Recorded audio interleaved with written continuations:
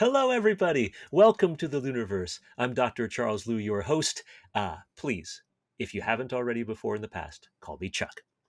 It is such a pleasure for you to be here with me today. It's such a pleasure for me to be here with you today.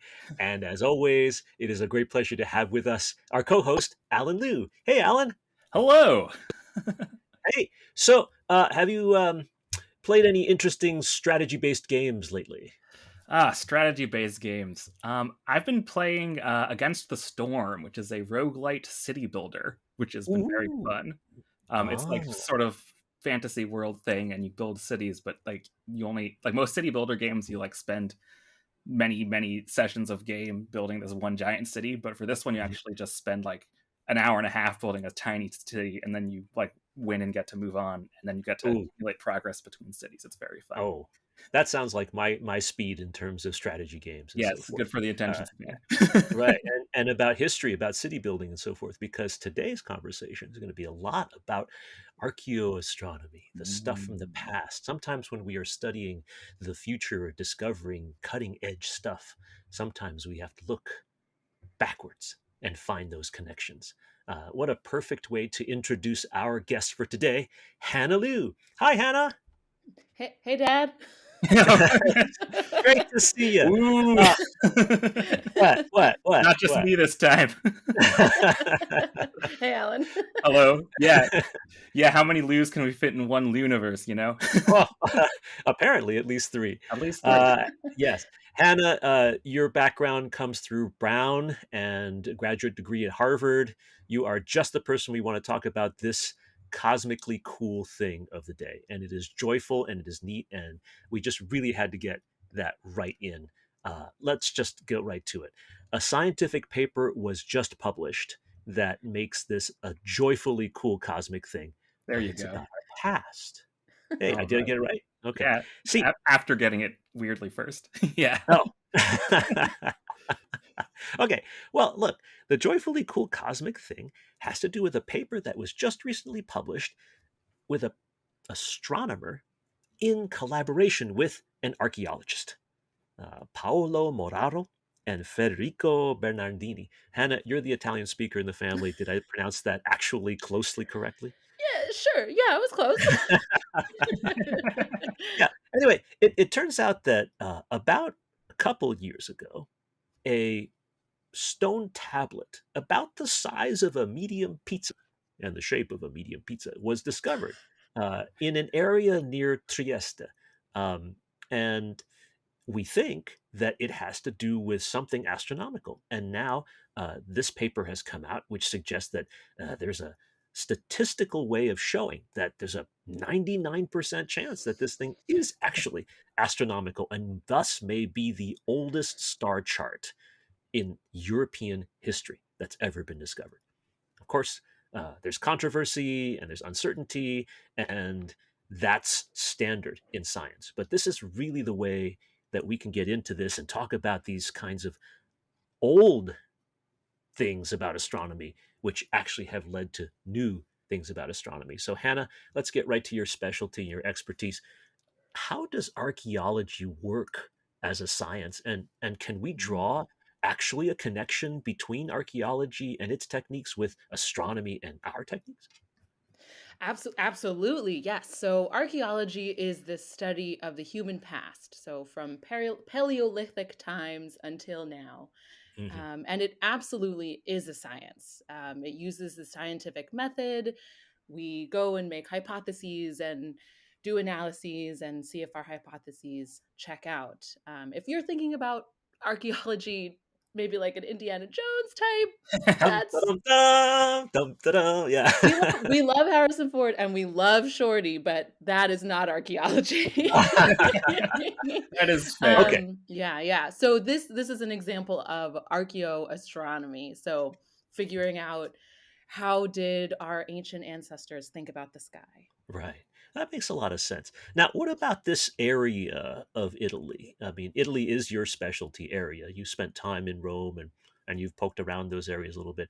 Is Trieste, like that area, actually a hotbed of science or technology or heck, even civilization, 3,000 years ago? Yeah, that's a great question. So, yes and no. What's really interesting is that we have a number of really cool fortifications in that area from about Mm, 2,500 to 3,000 years ago. okay. But after that period of time, we don't really see evidence of Roman settlement there.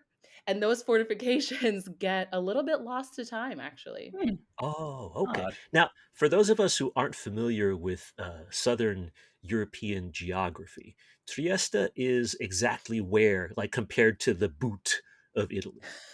So on the opposite side. Ah, So if It's okay. you way up on the picture, leg. yeah, exactly. It's like under the knee, maybe. All Oh, right. okay. So it's way up there. Yeah, So if I'm wearing like thigh-high boots, I'm barely reaching yeah, Trieste. totally. Okay. It's like as close as you can get to Slovenia without going to Slovenia. Okay. Oh, So okay. it's like all the way around that Adriatic curve there. Yeah, Mhm. exactly. There's Wow. some cliffs, hills there, and the northern eastern side is Slovenia, and the southern western side is Italy. All right. So there were forts there. Mhm. They were fortifications. What were they fortifying against? What were they fortifying on the inside too? Yeah, were there invaders, and what were they protecting? I mean, 3,000 years ago, sometimes we in the popular culture have no idea what civilization was like back then, except for like by the Euphrates River or something, right? Uh, Egypt maybe too.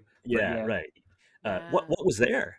And were these people would have been sophisticated enough to do astronomy? That is the question. That is exactly the question. Okay. So it looks like the hilltop area where these were found was occupied continually through the Iron Age. So they would have been defending their livelihoods, their homes. It's a little unclear how literate the society was, and Okay. how much they would have been able to invest in science rather than farming or agriculture, let's say. Okay. Oh, okay. Which actually gives us some clues about what these stones could be for, if they Aha. are for marking the agricultural seasons. Which makes sense, right? A lot Hmm. of the Yeah. astronomical stuff from a long time ago was all about agriculture, right? The popular interpretation of the Nile area's astronomy was that they would watch for when Sirius, the dog star, would be rising at sunrise, and that would give them a sense of when they could start planting their crops because the flooding of the Nile would be coming at some point thereafter, right? This is this is similar to that in that sense, or possibly. Yeah, absolutely. So we know that in Greece, Mhm. the observation would be, instead of for Sirius, would be for Orion and the Pleiades, and Ah, to see when were they rising with the sun, just as you mentioned, which uh-huh. Hmm. could Yeah. tell folks when are we threshing, when are we planting, when are we harvesting, sort of when are the seasons even. Which is cool because nowadays we're like so chained to time, right? You got to be here at 6 o'clock, or Yeah. class starts at whenever. To imagine that the best they could do for keeping time was like when to thresh their crops. I mean Well, that's yeah. And I mean also it depends on like what tools you have, right? Because these days we set our time by clocks to the point where like we have to add extra seconds to the day every few years to keep our clocks in sync with the Earth's Yeah. rotation and orbit. And crazy. now we've stopped doing that, I think. They said it's too much effort, so we're not going to do it. And then I maybe they'll think I change their heard that, mind in a yeah. few decades. Wow. But yeah, like so like the regularity of astronomical cycles, they're very predictable, but they're sort of on these much longer time scales than the kinds of things that we use to measure, you know, cars and computers and all our fancy modern stuff. Yeah, it's Thank true, and if you goodness. think about a threshing season, that could take Mhm. a couple of days, a couple of weeks even, so you That's don't have to true. be as specific. Yeah. Yeah, I mean, you're not driving your combine through on the one clear day. You've got the Yeah. Right. the threshing thing, right, going on. Yeah. Uh, anyway, I don't think You I get your even would sticks know. out, you start beating the Yeah, wheat. right. Okay, that's like, yeah. I mean, the only thing I can think of, in fact, I would be hard pressed to actually point out to you if you like had a thresher in front of me. I wouldn't even know what it looks like. I'd be thinking of like, okay, the thresher shark has got like that big vertical tail, so it must be the thing that's got that the blade over there. I'm gonna throw up a little picture of a thresher in post, just so that we all can figure it out. That's a great idea. Okay, thank you very much. I think it's good time for a question. Alan, do we have a question from a student, perhaps, or maybe 2 or 3? Yeah, we've got several questions. These first couple questions, I'll start with one, are coming from students at the Pingree School in South Hamilton, Massachusetts. We have one from... Yeah. So I think I'm going to start with one from Maeve, and I'm going to do another one later. So the one from Maeve is asking, are we the only living things on Earth who have a sense of how small we are in the universe? I'm guessing probably, unless we have an ability to figure out the consciousness of, say, bees or chimps, well, or I know something like that. I know it's not necessarily knowing how small we are in the universe, but I know there are other animals that use like lights from astronomical sources, right? So you can think about like sea turtles will follow the reflected moonlight off the water to try and get to the water right after hatching. And it's become a problem where if there's too many artificial lights near the shore, they'll go the wrong direction. Yikes. And then the seagulls get them. Yeah, so I do know other animals do use astronomy to some, like not in the same way we do necessarily. I mean, I can think about moths trying to go for the moon, you know? Right, yeah, everyone's like says that moths fly towards light so that it's like, because they think it's the moon. But why do they fly toward the moon? Someone probably knows, but I don't. I couldn't say. That's a great question, Maeve, and I'm guessing that both from an anthropological point of view and from a biological point of view, that's something that we should try to figure out. Who has or what kinds of creatures have a sense of large and small? From a Greek philosophy perspective, or from an anthropological perspective, the way that the ancient Greeks thought about what makes a person is actually this idea of, are we conscious? Do we have logic? Those sorts of things. And so they might answer, yes, we are the only living things on Earth, just sort of in a backwards definition kind of way. But okay. I also think this question is about how big the universe is. Great point. Yeah. I mean, nowadays we think the universe is, huge, and even the observable part is, almost 14 billion light years co-moving. Seriously. Across just in radius. But I guess in the olden days, with the turtles all the way down kind of thing, Hannah, I mean, did the ancient Greeks and the Romans actually have a measure of how big, how far away they thought the stars were and things like that? Oh, that depends on who you ask. So there's a thing that I remember reading, which is Archimedes had a paper called The Sand Reckoner, which he wrote as a letter to some king to like show off how cool his math was, basically. And it was, people think this might be like, depending on how you count it, the first like published scientific paper. And he was trying to figure out how many grains of sand would fit in the universe out to the sphere of the fixed stars at the edge of the universe, as he thought it was at the time. And he like basically invented an entire number system because the Greeks didn't have a number system big enough to handle those numbers. And he was like, yes, it is this many myriads of myriads of myriads. Like, it was huge. Wow, that Archimedes, sharp guy. And how much is a myriad, actually? Myriad is 10,000. So the number of lakes in Minnesota, I guess. I like that idea. Although I heard that Minnesota actually has like 19,000 lakes. Well, close to the number of lakes in Minnesota then. Astronomers don't care about factors of 2. That's right. Astronomers are like, numbers go 1, 1, 1, 10, 10, 10. You're not wrong. At least 10 grains of sand is what I'm hearing. Yeah, more than 5. More than 5. Got more it. than 5. Yeah. Hannah, what was the general ancient people's sense of sky? At least, the ancient people that you studied and that you are aware of. Yeah, there's a lot of different accounts from ancient people of sort of what was in the sky and why do we care. Hmm. Um, there was certainly ideas that, the sky is a dome around us, Mm. and Yeah. the stars are, maybe they're points of light coming through the dome, maybe they're little gems that are embedded up there. Hmm. Um, Mm. there's a lot of diversity of thought in the ancient world, Yeah. more Aha. than we tend to think about, actually. So Oh, really? yeah, so the common people, your neighbor, your friend, your dad and your brother might have a A. different idea about what's up in the sky. But it's really Wow. interesting to imagine because they couldn't get up there. Hmm. Right. So True. they Yeah. just could only, and of course, we astronomers acknowledge that as sort of the beginning of astronomy in astrology, right? People Yes. speculating as to what's up there and what's out there, and of course, mythology.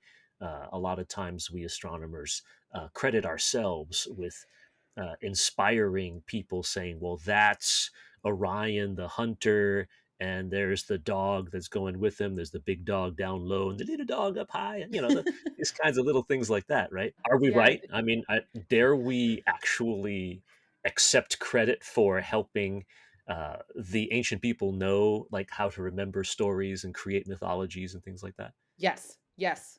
Yes. Woohoo! All Yeah. You got right. it. You got it. Yeah. I mean, well, for one thing, astronomy and astrology were, I mean, basically overlapping in Mhm, the parts of the ancient world that I study. Um, because there were aspects of trying to predict the future also, mhm, Mm. Yeah. mhm. which is easy with stars because stars always come back, as we Right. previously Yeah. discussed.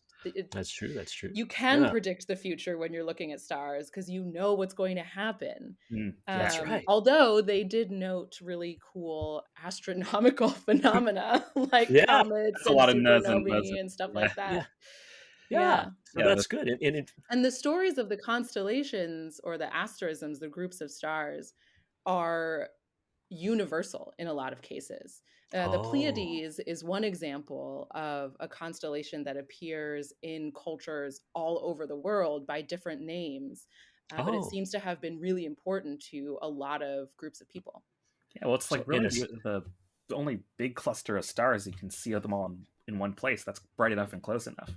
yeah, Yeah, at least exactly. 7. And in some places, it had a really well timed rise and set. Yeah. Yeah, the transient things that you describe, Hannah, may actually be very important in this particular research study that we're talking about because of the 29 divots on this stone pizza thing, Yeah. right, which can be Yeah. identified statistically with stars. 28 of them have pretty well defined locations, but the 29th one is unexplained. And so in Yeah. this paper, you read this, uh, they think that maybe if we can find that 29th object, right, it's a transient that's no longer there and visible to human eye, but maybe we can find some remnant of it, a supernova explosion or some kind of gamma ray burst or something like that, which would be really cool, right? Yeah. So I do have to correct you a Oh, little please. bit, Go ahead. just to Go ahead. say that it's less the size of a pizza and more the size of a tire. Oh, It's a little bit oh, thicker than you would think. I make big pizzas. We make thick crust pizzas too. Super They're deep Chicago dish. style. Chicago style, Ugh, That Jagunde that is ugh. style. that is not the correct kind of Chicago pizza. style is not pizza. Uh-oh. Oh, As a New sorry, Jersey Chicago resident. listeners. I'm a proud New Jerseyan, as you Okay. well It's a know. very good casserole, yeah. No, maybe that'll Um, go on yes. Patreon. Who knows? Okay. To your question or to your Yes. point, yeah, Okay. there's So it there's is actually 20. thick. Okay. Yeah, Mhm. it's pretty thick. We can tell how they quarried the stone, actually. One of the few things we can be sure of when looking at archaeological discoveries like this is figuring out how did they quarry the stone? How did they mark up the stone? So Mm. we know actually those sorts of things. What we Okay. don't know, we don't know what the 29th marking is. So Ooh. there's 24 markings on the front that were chiseled in. So we Okay. assumed that they were made on purpose. Okay. and 5 on the back. And those sort of make overlapping maps of the sky with constellations that we will have heard of. Okay. They seem to correspond to Scorpius, Cassiopeia, the Pleiades, and Orion. Hmm. The 29th marking is near Orion's belt, Ah. but it doesn't seem to correspond to anything in the sky. And Bernardini and Molaro have posited that perhaps if such an object could be found, it might be able to confirm their hypothesis that this is in fact a star chart. Oh, I like it. Yeah. Perfect scientific method kind of strategy. Until then, maybe we could like make a science fiction story or create a website, or a location, the 29th object. Dun, dun, dun. How about that? That's a great Star Trek episode right Okay. there. The 29th object. Just like they go back to, they're like, we have to search this entire area with our starship to figure out if this thing is there. Yeah, exactly. And we have to, because without it the earth is doomed, or That's something right. like We must know, is this a star chart? We must have to do that to know. save the whales so that they can talk to the alien space crew. Oh, yeah, those Right, guys. of course, the whales. Yeah. You gotta remember Star Trek 4: The Voyage Home, no question. Yeah. Okay, we have another question, Alan, and is this also from this distinguished academy in Massachusetts? Yeah, so this one comes from Abby, and this is sort of related to our starship discussion. And the question is, where do you think human involvement in space exploration is going? Ooh. Well, Alan, you are more the specialist on human space travel amongst the three of us. Do you have a Perhaps. particular sense of, say, what's going on in the next 2 decades? Next 2 decades. Well, the big things that people are looking for is that we're actually going to start going back out of low Earth orbit. So Oh, people who know some space history and people who might not know some space history, basically, but the first people went into space in the early 60s, and by the end of the 60s, we were landing on the moon. And then after 1972, it's been 52 years, and we haven't been outside of like a few hundred miles away from the Earth that's at true. all. And the moon is That's true. hundreds of thousands of miles away from the Earth. But we're finally like returning to that. So we have basically, it was just the funding and the political will and the risk taking wasn't there to build the kinds of rockets and the kind of spacecraft that we would need to get out that far. But we're resuming doing that finally. So Oh, we'd that be able would to be send good. robots very far out on because they're so much lighter and don't need to come back. Yeah. But yeah, so we have NASA's SLS rocket, which has done a successful uncrewed test flight around the moon and back safely to Earth, and they're hoping to send by the end of this year the next mission with actual people on it. You have Cool. SpaceX with Starship and Super Heavy. You have China has some new rockets, India as well, that they're planning to test out that could go. India hasn't launched anyone to low Earth orbit even yet, but they're hoping to do that very soon as well. Wow. So getting back to the moon, getting to near Earth asteroids, hopefully getting to Mars. We could do it in the next 2 decades if we tried hard enough. All right, let's do it. That's sort of the exciting part. Yeah, that'd be great. Now, Hannah, the idea of exploring, right? I mean, right now we're thinking about exploration to places off of the Earth, but Yeah. the ancient Greeks were famous, right? The Phoenicians and many ancient folks. Like exploration was part of the whole process, right? The Iliad, the Odyssey, was not about exploration per se, but there were a lot of adventures happening when people were traveling from place to place, right? Jason and the Argonauts, all that kind of stuff.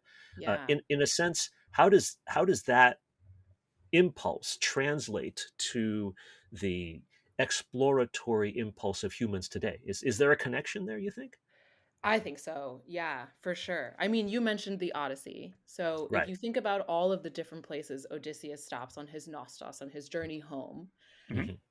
these places are like alien planets to him and his comrades, right? Yeah. The land of the Oh. Lotus Eaters, where everyone is forgetting everything. The land where all the people get turned into animals. That's bananas. Yeah. Right. So And so you can think about how the people who were on these journeys stopped to explore and learn about the lands that they were finding. Mhm. Another really interesting ancient exploration connection that I know a little bit less about but seems relevant is you can think about the ancient Polynesians Yeah, those guys are who, awesome. Oh, yeah. yeah, who traveled the world. Some folks theorize that they didn't necessarily have destinations in mind as they left their home islands, and they Amazing. sort of lived their lives as explorers, thinking more of the state of exploration almost as their home base, and then landing on islands every now and then to sort of restock and plant their sweet potatoes, and they used the stars as their guide. Yeah. Yeah, there you Yeah. go. Wow. And so they could go back and harvest their sweet potatoes once they've like done their thing. Well, Yeah, Yeah. yeah, exactly. I mean, so yeah, like the Austronesian groups, including the Polynesians, but also their relatives, they had, like, went all the way from like Madagascar on one end off the coast of Africa, all the way around Southeast Asia to Easter Island near South America. Like Oh, the entire wow. freaking planet basically is Yeah. That's Austronesian people. Yeah, and you mentioned the Phoenicians as yeah. well, who were Yeah. the first ancient sailors to go from the Mediterranean to the Atlantic. And you can Ooh, imagine what that must have been like, going to a completely different world, a whole yeah. Yeah, ocean. Where you can go so far that you don't know what's on the other side. That's kind of a sense what we would love to do as human space explorers, except that we know that if we step out, we won't have anything to breathe, yeah. which is Well, not so cool. yeah, we have Makes to it a little bring bit even harder. more supplies than Yeah, usual. we have to carry a lot of stuff on our ships. I guess A that's the little more case, than a right? sweet potato. Yeah, now, definitely. now I have to bring this up because your expertise is in the past and speculating about some of these things. And we've talked about everything from the Moai on Easter Island to this ancient thing and all of these seemingly scientifically advanced questions and the 29th object. I What think I see where if this is going. aliens did it? Oh man. What if aliens, man? Oh, come on. You know that I don't. I'm not a believer in those kinds of things as a matter of my work. But nevertheless, it's kind of cool to think about. It's so cool to think about that there have been many television shows, right? Many Yeah, kind of right. pop science things discussing that aspect of things.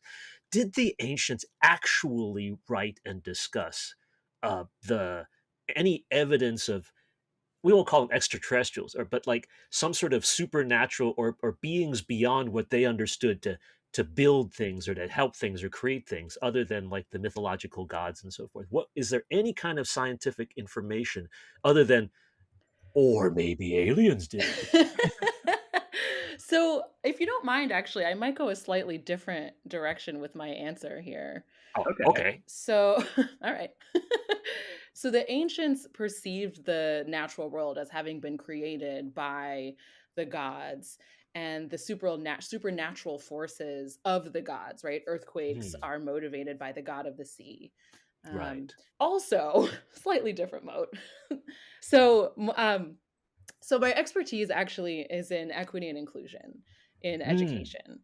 And Oh, one of the things that scholars have noticed when we talk about did aliens do it actually is that those questions really tend to come up for the most part in civilizations that are not European.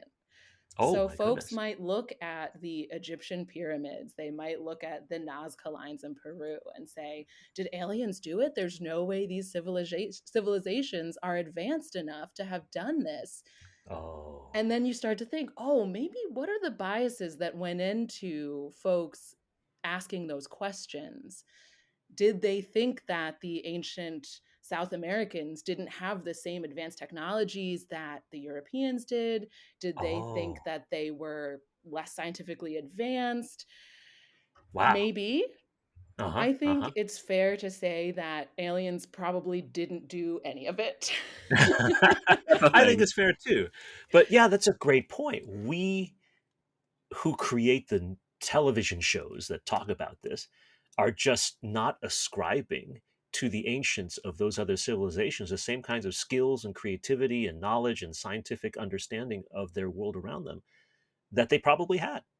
Yeah. One Yeah. of the things that I love to talk about as an ancient scholar is just how Mhm. much faith I have. Oh, geez.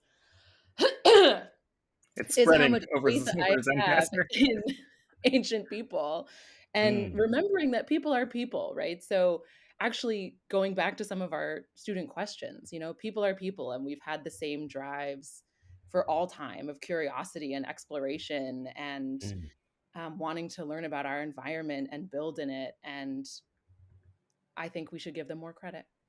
Yeah. Yeah, yeah, and even within any given civilization, the kinds of people who are doing things sort of at the top of the civilization innovation areas are often, casted with suspicion or concern, right? Yes.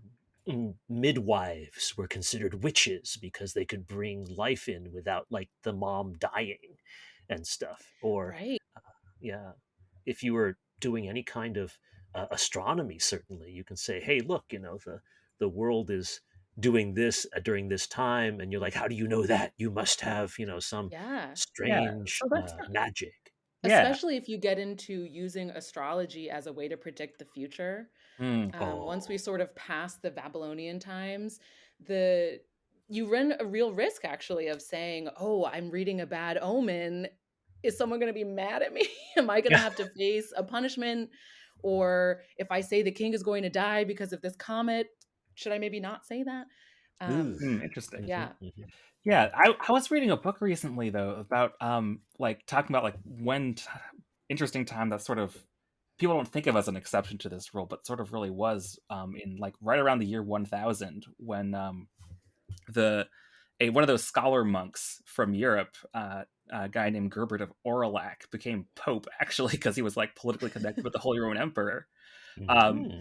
so we had this like guy who had studied in the colleges of Cordoba and stuff, in Muslim areas of what's now Spain, and like he was able to fuse his religious background into scientific one into something Hmm. that's was able to like bring the abacus back to Europe when it hadn't been there for a while. And so Ah, I think when people who are looking for answers in spirituality and people who are looking for answers in science can like trust each other enough to right, like pay attention to each other, then it can create some good things. And when that doesn't happen, then you end up with all right. these other problems that we've seen so many times before. Hmm. That is an Hmm. excellent insight, Alan. I believe you've put your finger right on a point where we need to know the difference between scientific and non scientific knowledge and Yeah, it's realize something to that say a lot. we Yeah. shouldn't use one as a cudgel against the other, but rather to complement one another to help fill the unknown, right? I mean, just the Vatican, which has been famous for doing all kinds of things that might seem very anti scientific, actually has an astrophysical observatory. It has Yeah. advanced telescope Hmm. technology, and many great astronomy discoveries have been made by priests. So these are the things that we should keep in mind all the time. Yeah, thank you very much Yeah. for that. I mean, think about this discovery. It's a astronomer and an archaeologist coming together, two very different kinds of scientific knowledge, Yeah. working together Hmm. to find something super cool. Yeah, yeah, Definitely. and Yeah. yeah, and you guys know that I, have a connection with the American Museum of Natural History in New York for a long time, right? And so for me, having astronomers in the same building as archaeologists is perfectly normal. But I think it might feel a little bit weird for people who might pigeonhole archaeologists in one sort of Indiana Jones-ish kind of camp, and then pigeonhole astronomers in like the Carl Sagan camp, or something like that, and they don't talk to each other, which is Yeah. not the Yeah. right thing to do. Uh, yeah, Hannah, you have expertise and interest in museums, right? You have a sense of I was what they do and how they we are. have 10 billion Yeah, interests and they all yeah, work. yeah. Yeah. Yeah, I do. I'm actually teaching a class this spring about museums and the Hmm. history and anthropology of museums. Oh, and what is the anthropology of museum? And museum's just a place where you store old stuff, right? I don't know. Whoa. Well. I mean, I obviously don't believe that completely, but that's kind of Yeah, what it's no, of been for a course. long time, I right? mean, that's the origins of museums for sure. Just people's collections of cool stuff. Um, the class, yes, people's collections of cool stuff. And then over time, as they become these sort of, as they become public, as they become accessible to the public and not Uh-huh. simply one person's collection, Yeah. then they start to become really interesting because you start Mm. making decisions about what goes in them and how do we display them and how do we talk about them. And what is Oh. a museum? Is it a place where we hold treasures? Is it a place where we do science? Is it a place where we hold our own treasures? Is it a place where we Mhm. hold someone else's treasures? Yeah. Oh, and you Do wouldn't happen to be thinking about the British Museum and some Greek antiquities, would you? Oh, yes, the Elgin Marble is maybe the most famous example of the British Museum holding on to some Greek artifacts that the Greeks very dearly would like returned. Mhm, But it's not just them, it's And lots of people too. yeah, and Lots of it, museums have stuff that other people originally had, and it's not just the British Museum, and it's also not just the Greeks on the other end. yeah, absolutely. What's really great right now is that we're in a phase of repatriation where a lot of museums are looking to return artifacts to mm. their original cultures or countries or groups of people who love and take care of those objects. NAGPRA is a policy in the United States. Might not be a policy. It's an Never act, mind. right? It's an NAGPRA. act, yeah. It's a law. There, there is a law. There is a law in the United States about returning Native American artifacts, and the Benin bronzes have been returned also from the British Museum. Oh. And so there's a lot of progress being made there, but there's still a lot of progress to come. And it's not Mhm. just the archaeology stuff too, even like the astronomy type of things. There's a lot of meteorites that were really important to people that we just moved It's from true. where they had been and are now Yeah. in different places and harder to access for the people who Yeah. originally Yeah. had You them. know, Right? that's a Yeah. great point, Alan. And the 15.5 ton Willamette meteorite, right, which is in the middle of the Rose Center for Earth and Space at the American Museum of Natural History, has such a story. And it's a very interesting story because it was an agreement, a compromise, a discussion, because a 15.5 ton chunk of iron and nickel is hard to repatriate. Unless you knock out half the wall of the museum and then you have to carry it away. It's complicated, but it is an interesting thing to think about. Yeah, Hannah, thanks for doing that and helping us do museums right as time goes forward. Yeah. The Um, purpose of the class is to think about what could museums be in our ideal world. mhm, Nice. mhm. This has been so much fun. It's such a pleasure to talk with you guys professionally as well as just familially. Hannah Liu, thank you so much for bringing your expertise to this really cool thing that we're talking about today. Thank you so much. We'll do this Thanks again for having sometime. me. Oh, it's a real pleasure. Thank you, thank you, thank you, thank you. Yeah, Um, absolutely. if there's any way we can be in touch with the kind of work that you're doing, either on social media or is there some sort of website or location that we can find you? How can we keep up with what you're doing? Oh, the social media is TBC. It's coming. Okay. Okay. But sometime Okay. in the next year, I'm hoping to release a book actually for Oh, really? multiracial and mixed race adolescents. That's fun. Excellent. A journal about your own sense of belonging and empowerment. So keep an eye out, I Oh, I guess. love that. Yeah. Okay. We Awesome. will. Absolutely. Uh, Thank you, Hannah. Thank you for being here. We'll do it Thank again you for sometime. having me. Thanks. Yes, please. Yeah. Alan Liu, as always, our wonderful co host. Thanks so much. Yeah, you're very welcome. And to all of you out in the audience, thank you so much for being with us today. If you've liked what you've seen and heard, please support us on Patreon. And as always, thank you for being a part of the LIUniverse.